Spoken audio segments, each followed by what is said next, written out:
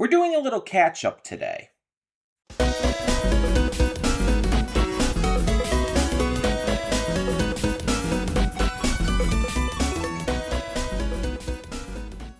Before we get to today's video, I want to take a moment to talk about Patreon. That's right, we are on Patreon now, and we have a bunch of tiers with a bunch of great rewards. You can subscribe and get things like early access to all reactions, depending on your tier, depends on which reactions you get early access to. You can vote on polls exclusive to patrons that will help determine future reaction series and more.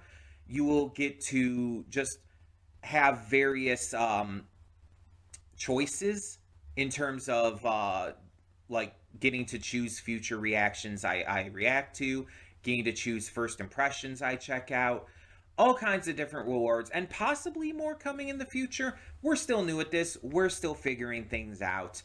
It's a process. It's a process. But we have multiple tiers, so whatever you would be able to donate, if you're able and willing to donate, is appreciated. It helps me out, it helps the channel out, it helps us grow. It's going to help just, standardly. It's just something new to check out. Plus, if you like getting the reactions early, that's also a plus. But it is optional. If you're unable to do it, that's completely fine. All reactions will come to YouTube just a little bit later, a week later or so. So, that all being said, thank you as always so much, and let's get on with today's video. And with that being said, hey everyone, welcome to Princess of Gay. I'm your host Connie, and today we are here with my blind reaction to episodes 8 and 9 of the Darwin incident. And you may be wondering, why 2 episodes suddenly? Well, it's because episode 9 is the most recent episode of the series released as of when I'm recording this. And I decided I wanted to do a little catch up so that we would be, on target with this series. Now, I'm recording this weeks ahead of time. Keep that in mind as well. But this just helps me in terms of, being on target, on, stride with everything I'm recording ahead of time. So that way I don't have to, worry too much about everything. And it makes it easier for me to, plan out recordings and all that. It just makes it work better for me. Sorry if I'm not great at explaining things, especially, first thing in the recording day. So, yeah. But the last couple episodes have been very intense. We've been dealing with a lot of crazy shit. And now Charlie is confined to his house. He's not even allowed to go into the neighboring, woods to swing around and play and stuff. He has to be confined to his house and read and do stuff like that, which, he'll do, but can't be very exciting, can't be very fun.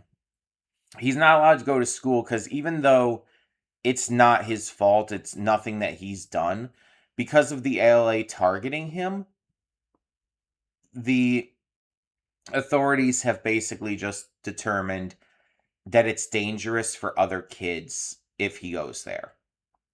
Not through fault of his own, but just because he's clearly a target of the ALA.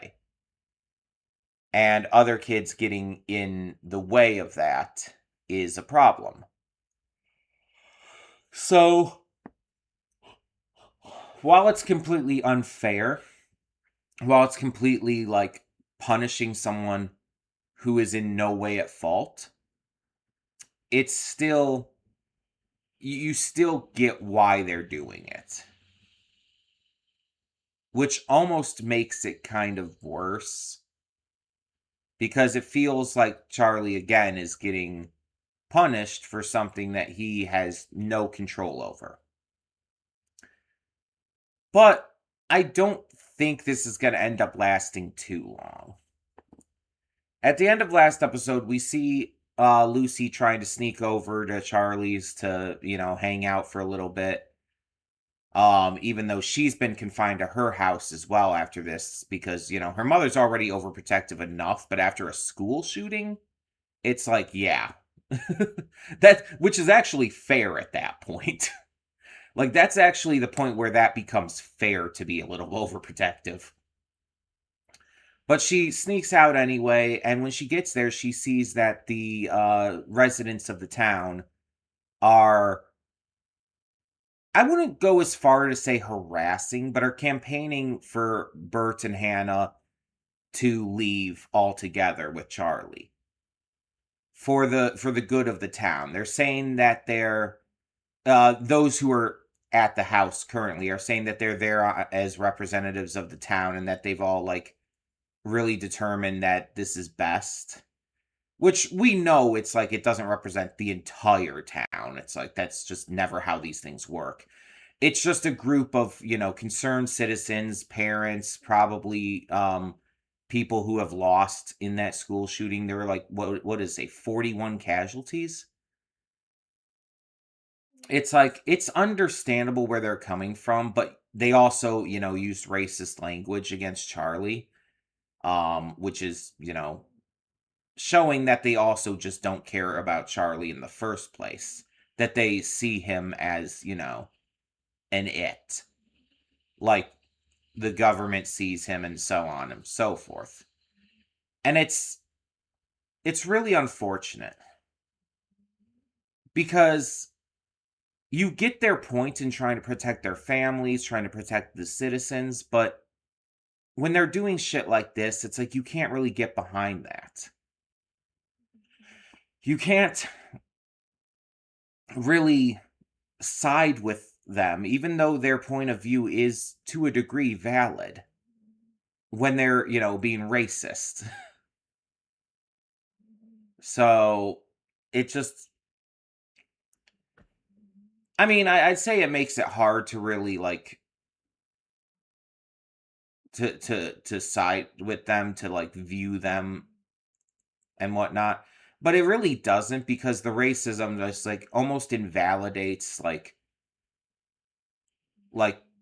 the it doesn't completely invalidate their concerns or anything, because their concerns are like real and understandable, but it makes it impossible to side with them on their concerns.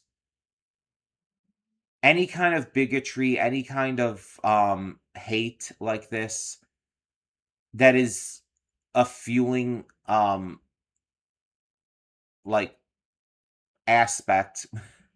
I am not having a good time coming up with words today. But you know what I mean. A fueling aspect to their desire for protecting their family. It's like it automatically kind of makes you side against them to a degree. Like, not saying that their family shouldn't be protected and all that, absolutely should, but you cannot like be on their side when they're being racist. It's not morally or ethically correct to do so. No matter how otherwise valid their point might have been. Because if they're using racism to fuel their belief here, then by siding with them, it can almost be seen as equivalent to agreeing with them. And they will use that, and that's, not good for so many reasons. And there's an argument about doing the right thing despite the consequences, about like not worrying about how others view you and how like they view your actions if you're still doing what's right. But it's not right to help racists. It's not right to side with racists. Again, as hard as it is to say, even if their goal otherwise is good, as long as it's not a life or death situation, then you have no obligation to listen to them or to side with them on anything, to help them to do anything that they want. You have no obligation to do that. And especially in this specific circumstance, like wanting Hannah, Bert, and Charlie to move simply because they feel their families are in danger, but they're using their racism to fuel that fear. It's like, that's not reasonable. And so it's just not worth hearing out. Cuz this could also empower them to go even further with this kind of um racism fueled ideology and push for even worse things in the future. So yeah.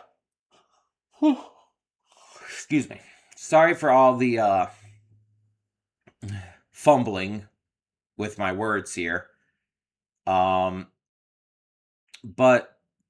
this is a very interesting, like, social and just very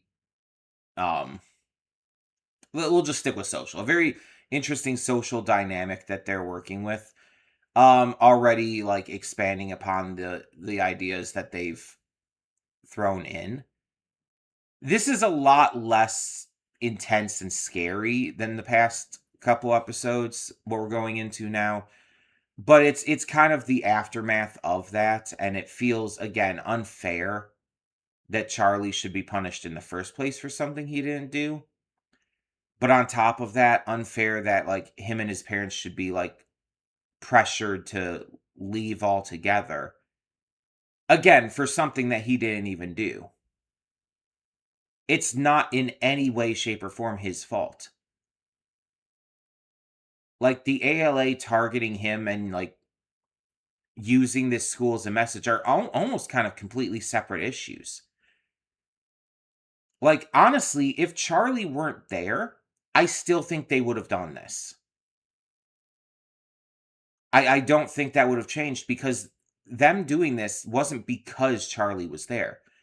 It was because Rivera or whatever his name is was able to manipulate and just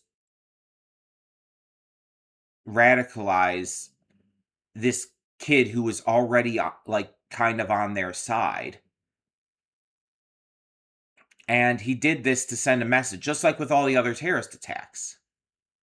It wasn't for Charlie. They just had Gare mention Charlie because like they do want to bring him to their side. But they still would have done this even without that aspect thrown in. I'm very, very sure of that. But again, especially if any of these people there are grieving parents who lost their kids in this, you get it to a degree. But that doesn't excuse the racism. That doesn't excuse like their fears being fueled by the racism. I understand like being afraid and being like hurt and like again, 41 dead is insane. It's horrific. But that's not an excuse to be racist, and it's not an excuse to use that for the sake of hurting someone else and their family just because they're, not like you. Which is pretty much exactly what's going on here. They're using this as an excuse to try and force Charlie away. Because they already a lot of people were wary of Charlie as it was. So, yeah. But sorry for the long rant and the rambling and the fumbling over my words. We should probably get into these episodes. We're going to be doing both of them in the same video. We're not going to split them up because it would take extra time that I just don't want to take. This is one that is being recorded on my new computer though. I believe the last one was as well. And so it's like I things are going a lot smoother with that than on my old computer, but it's just one of those that I still don't want to like put too much onto things, and I don't want to like take up too much time if I can help it. Especially because the day I'm recording this, I'm actually recording a bunch of stuff. It's a heavy recording day for me, so I wanna play it easy. Make it go a little quicker. So yeah, we're doing both episodes in the same video. Um and then we'll be caught up as of my pre-recordings and all. And these will be much easier to start like working on regularly without having to worry about the series being ahead of where I'm at. So, yeah. Either way, I think we should get into this and hope for the best. Hold up just a sec. Before you click that link down in the description below to get to today's video, I want to remind you of all the awesome content we have both on this channel and the Princess of Gaming channel. Let's check it out.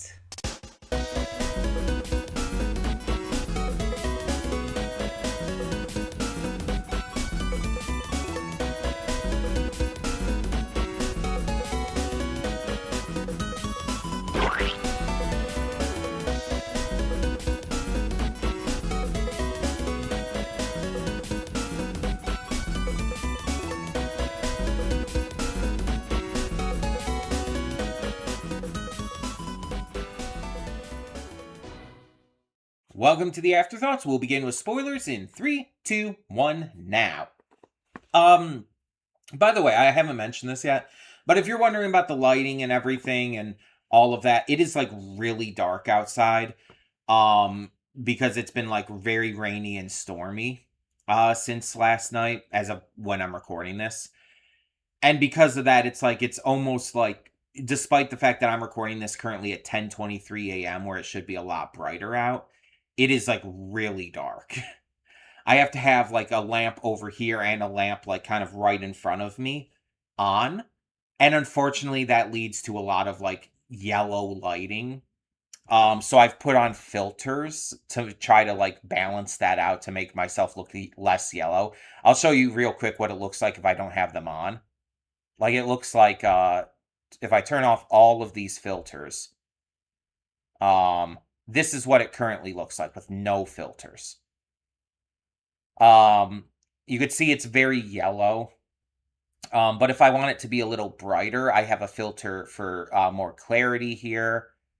I have a filter for just being brighter, and it just makes it super yellow. And so I add in another filter that kind of like dials it back down to more of like a reddish pink tint. So that's why the screen, that's why my camera looks the way it does, just letting you know. These were two very fascinating episodes. We had one episode dealing with the aftermath of the school shooting and the town's reaction and how this is affecting Bert, Hannah, Charlie, Lucy, all of this. And then we have an episode that's starting the next kind of like mini arc, whatever you want to call it. Regarding the ALA kidnapping Lucy, even though they, have no plans to keep a hold on her, in order to get Charlie to come to them because they're trying to move ahead with the next phase of their plan. So let's talk about the first episode of these, of course, first, episode 8. So with the aftermath of this, we have the neighbors coming in, all the townspeople, not all of them, but again, a big group organized by this one particular person, Ronnie. Ronnie is like this big name in the community. He's he has this like leadership quality to him. He's well respected. Probably helps out around town, helps his neighbors a lot, does a lot of community projects, I assume. He's a very big name in the community to the point where he even has pull in voting when it comes to like the sheriff and whatnot. He has pull in that, which not great. It's not really great for one person to have that kind of power over the rest of the citizens and everything. So, yeah. But we can see like him, there's a pastor there and a bunch of other people, and they're arguing that Bert, Hannah, and Charlie need to leave, that it's putting their that having Charlie there is putting their families in danger. They're, just being super racist and just terrible, and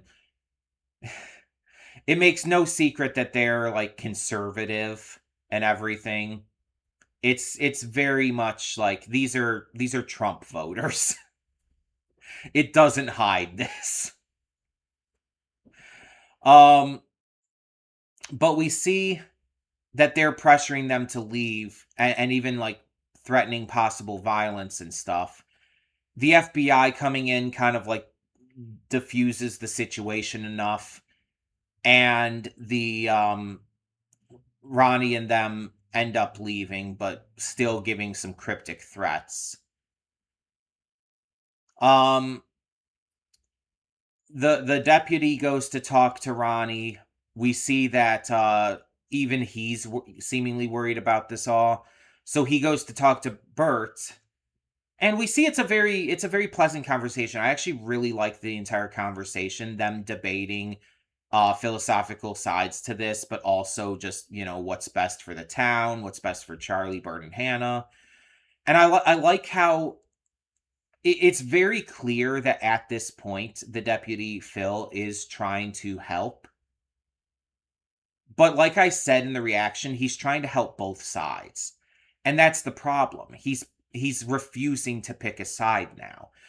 Before, he was at least choosing his side. He was at least choosing to be against Charlie. But now now that he's seen that Charlie isn't that bad, now that he's seen that Charlie's had actually, saved lives, he's trying to still play to the other side as well. He's trying to do whatever he can to make both sides happy, and that's the problem. Because both sides shouldn't be made happy here.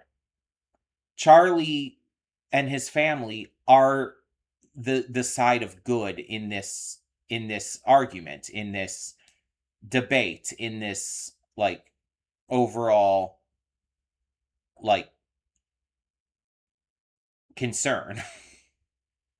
They are the side that you should be siding with. They're like, the show makes no quandaries about that. You are wrong if you are not siding with them. It is very blatant. And it's correct. Like these other, like it's like the voice actor said, like, let me bring this up again. I should still have the Instagram up on here. Yep. Ah, crap, but it didn't stick with the page. It refreshed Instagram. Give me a second here.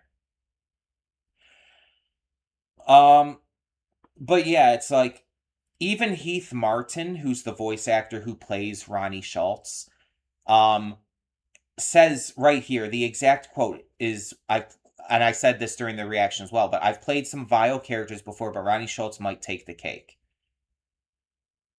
Also mentions that he's not used to doing dialects. So that's pretty fun. Even like references his friend Tom to help with that kind of stuff. Because I guess like doing dialects, like what he does for Ronnie here, is not his like normal wheelhouse.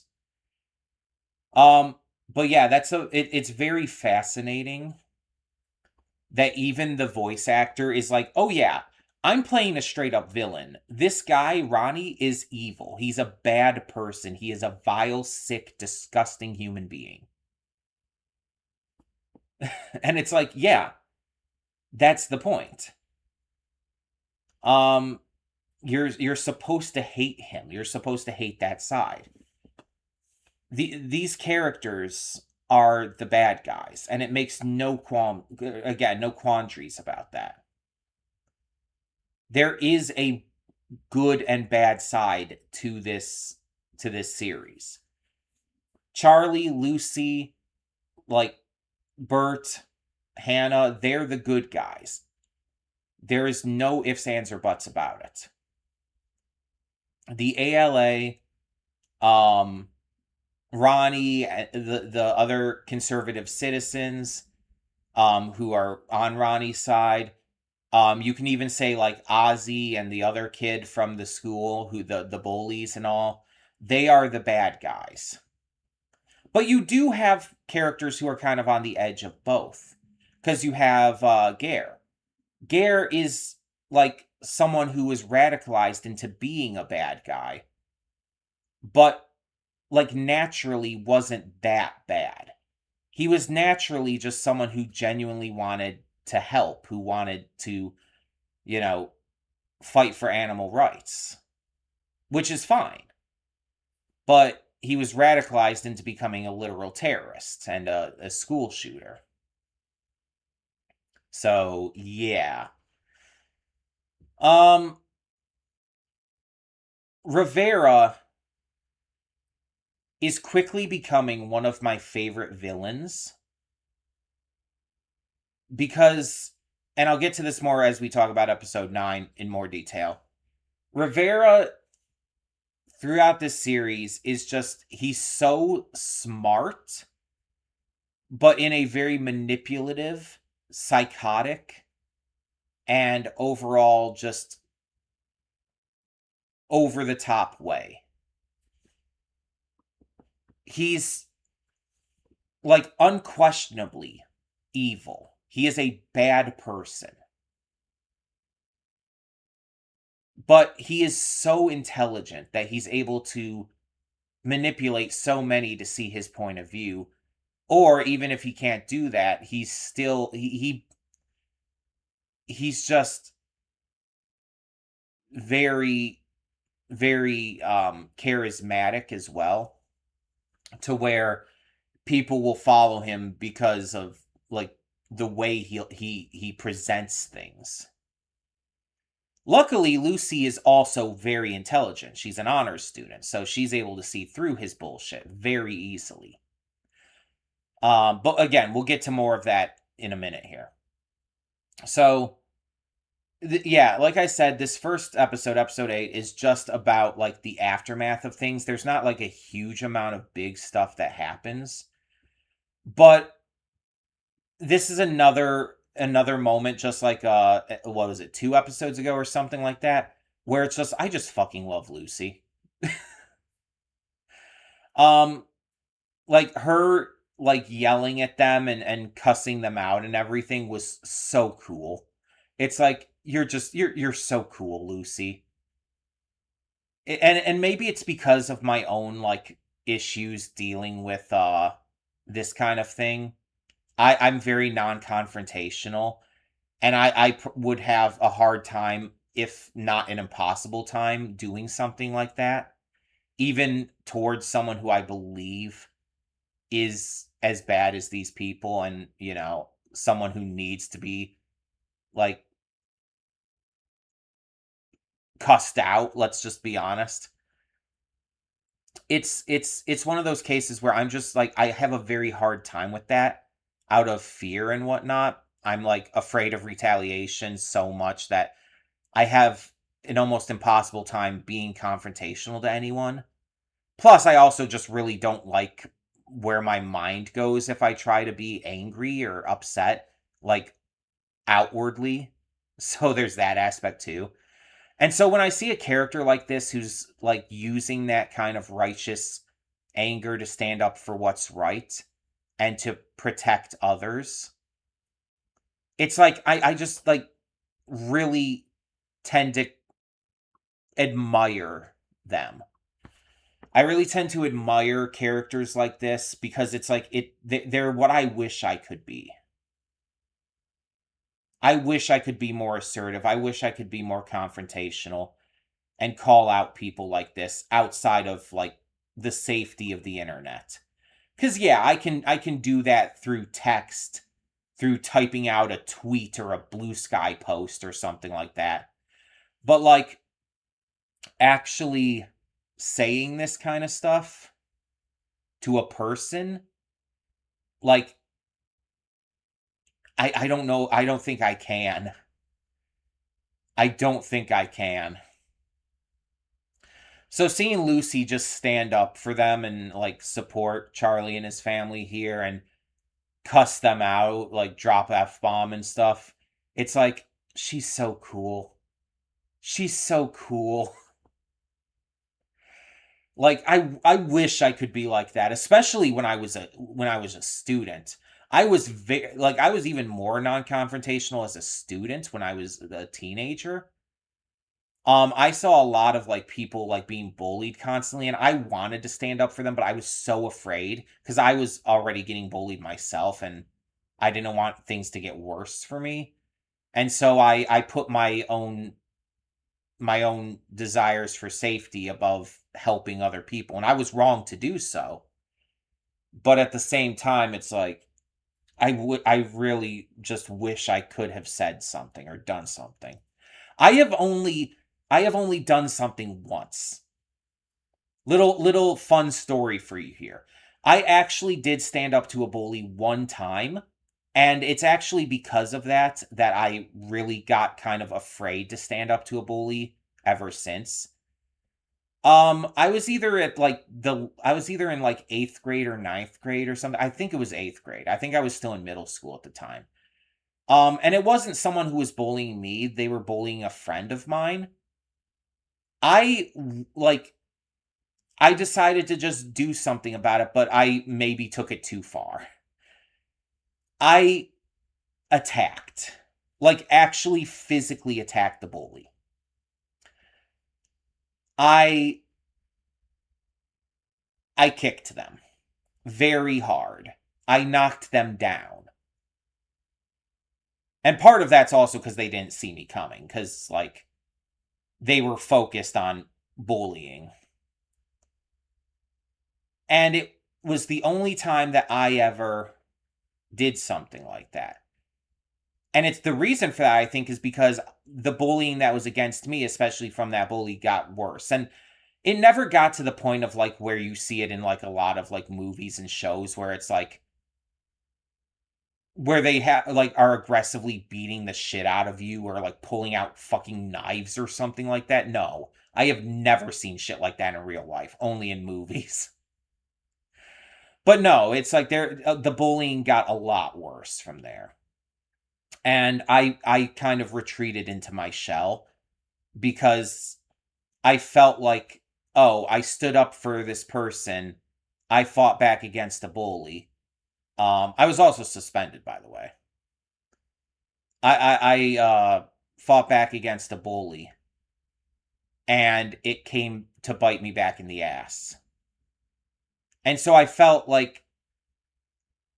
of felt like I faced too many repercussions, and I became scared. I basically became a bitch. I became a coward. I'm not gonna pretend otherwise. Um, and it kind of stuck with me after that to the point where I just never really stood up for anyone, myself included, again. Outside of once I got like on the internet and would do so like via text because it's easy to confront people when you're not doing it face to face.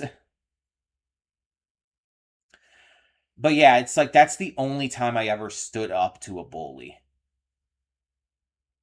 And it's never happened again in person. The closest you could say I've ever had is when like I was at a beach event, a cosplay beach event one year, and someone came up to me while I was sitting at a bench, and tried to like talk to me about God and how it's like, oh, you're trans, right? You think you're a girl, right? And because I was wearing a two-piece bathing suit. And like they tried to like talk to me about, oh, God doesn't make mistakes, God like made you a man, and it's like you shouldn't go against that and stuff. And I wasn't like being like aggressive or confrontational, I was just being like defiant.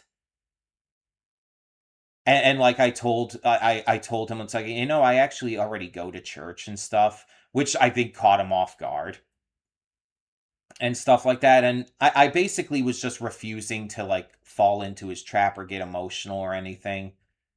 I just kind of stayed calm and defiantly, like, most of what I said was, uh-huh. In that kind of tone, too. Um, I basically just gave him nothing. And that's the most I've done since I was in middle school. Again, outside of, like, online. And that's about it. And again, that would I would consider that bullying, but it's not like a physical thing, and it's not quite the same level of things either. Um, Believe me, I've encountered worse, and I've seen other people encounter worse. But yeah, um, I've never attacked someone again for sure. um, and I really don't think I ever could at this point. I think I'm just like I'm too non-confrontational. I'm too non-confrontational at this point. Um, but let's get into episode 9. I loved episode 8 ending with the conversation and how like respectable it was. But then episode 9 we start escalating again with the ALA starting to take action.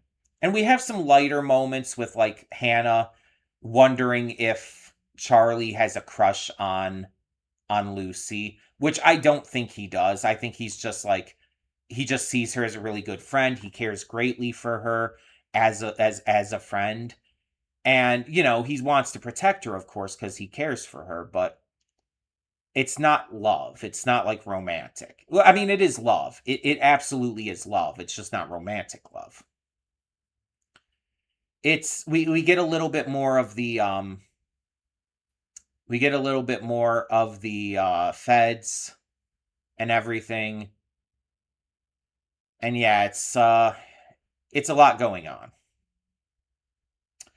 But the meat of the episode focuses on Lucy after going home, after being driven home by the deputy. Later that night, she gets kidnapped by the ALA, brought to a remote cabin, and they call. Well, actually, Charlie is texting her, or thinks he's texting her.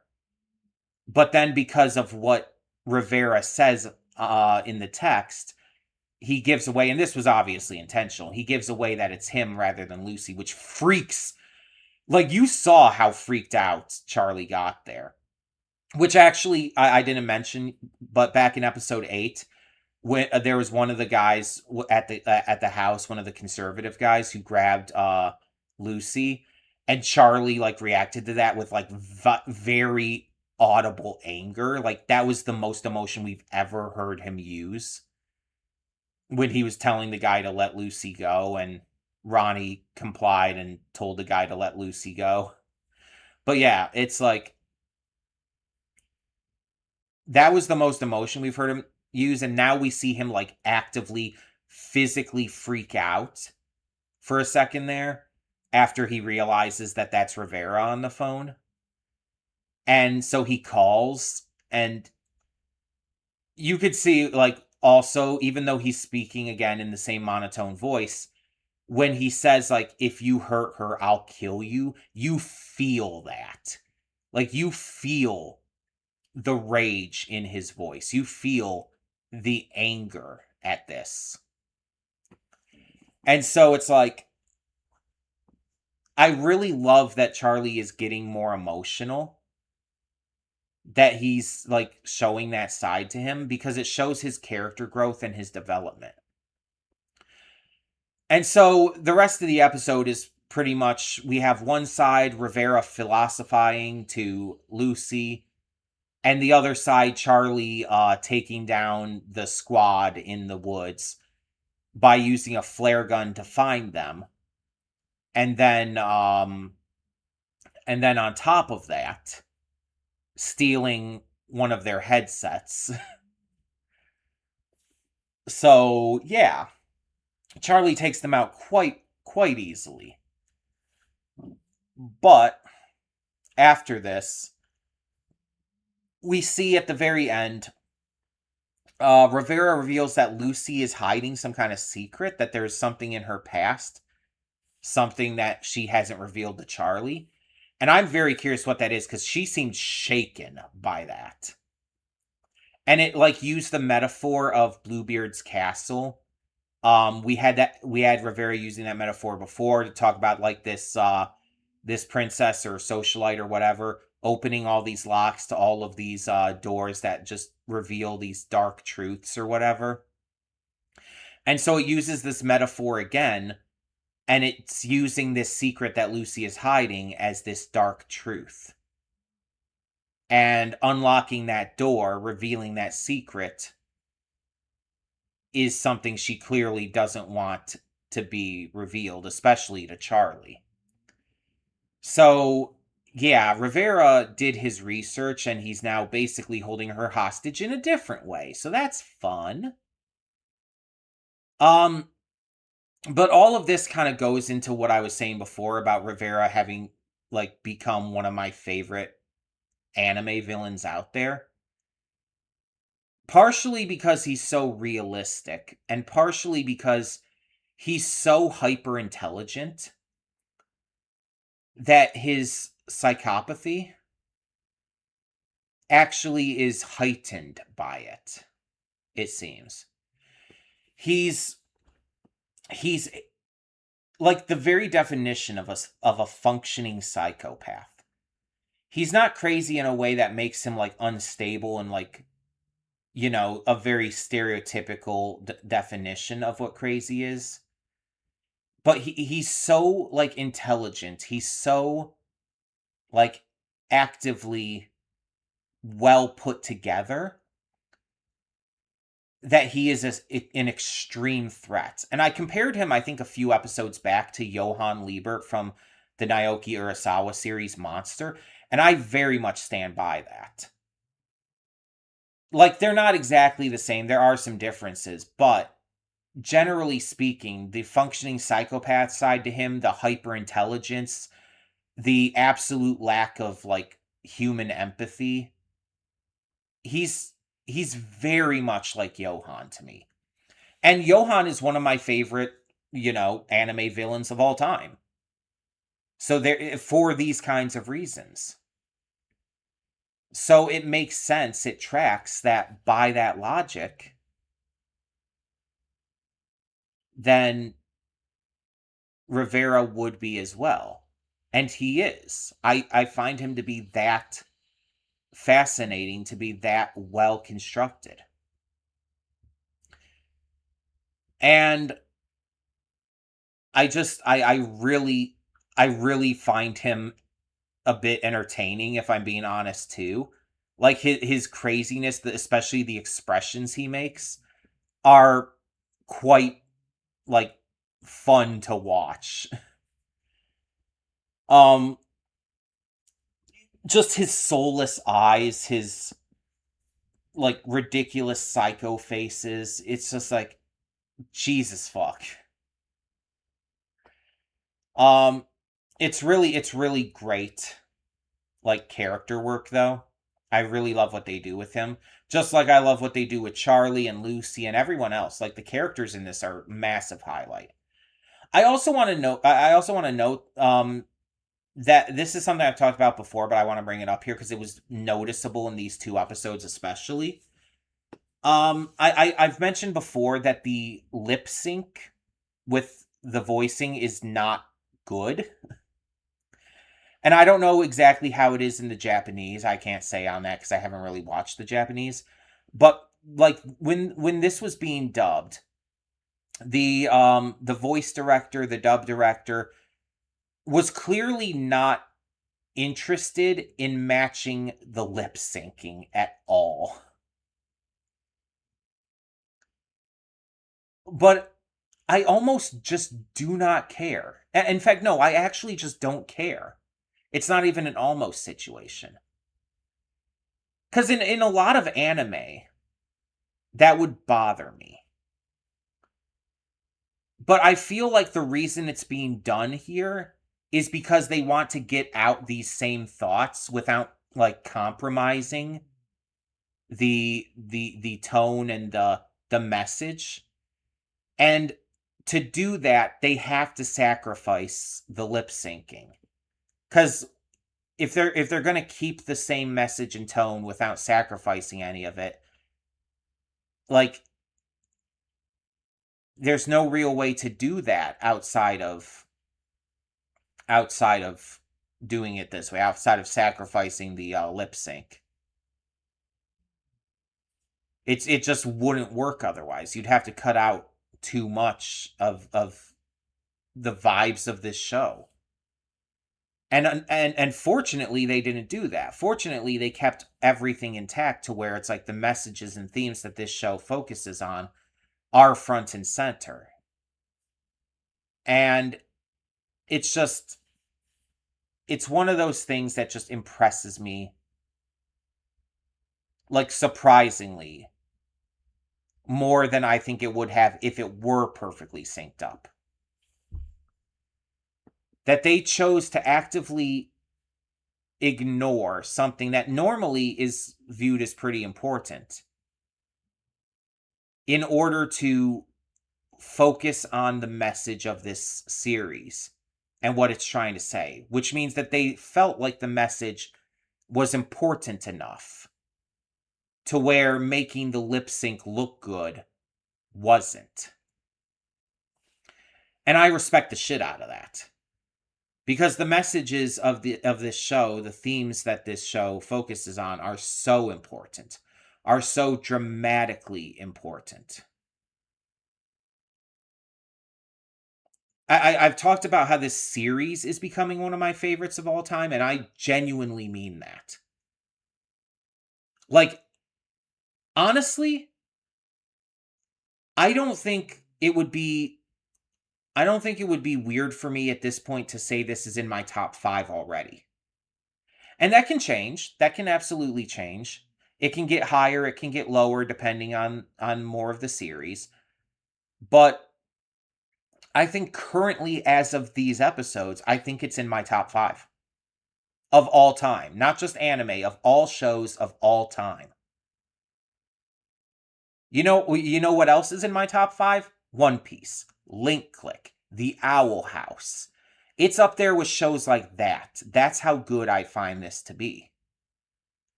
I just genuinely think this series is kind of a masterpiece so far. And it's wild that this is so unknown.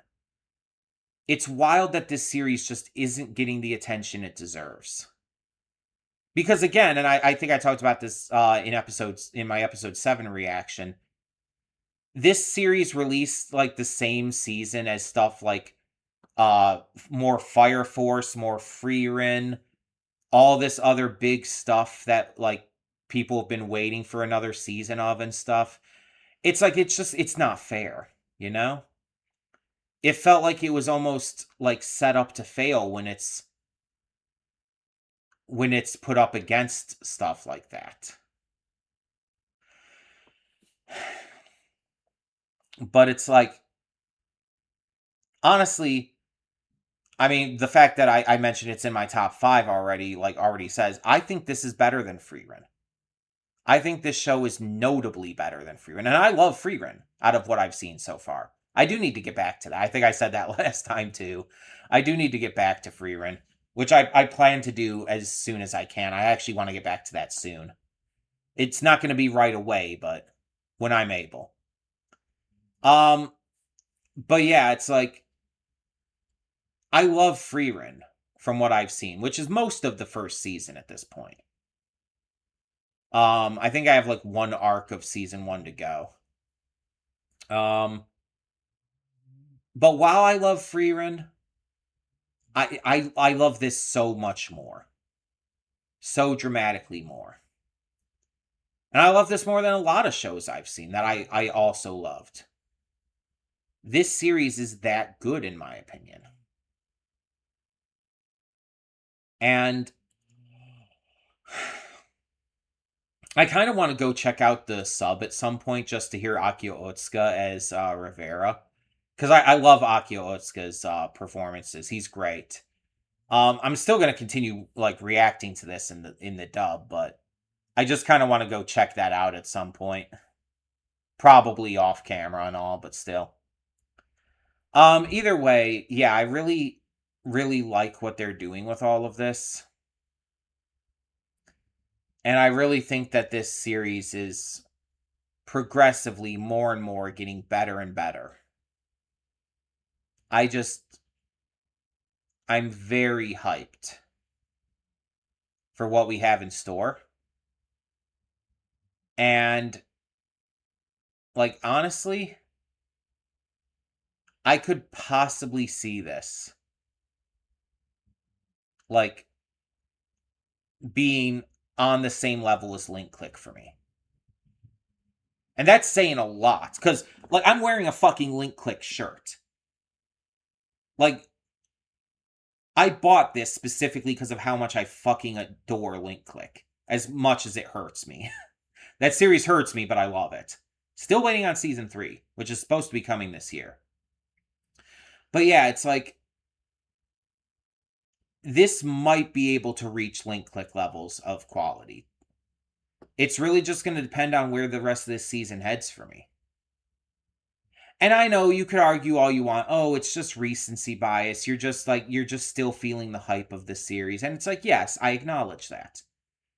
But that's why my views and my opinions and my favorites list are constantly changing and like very fluid.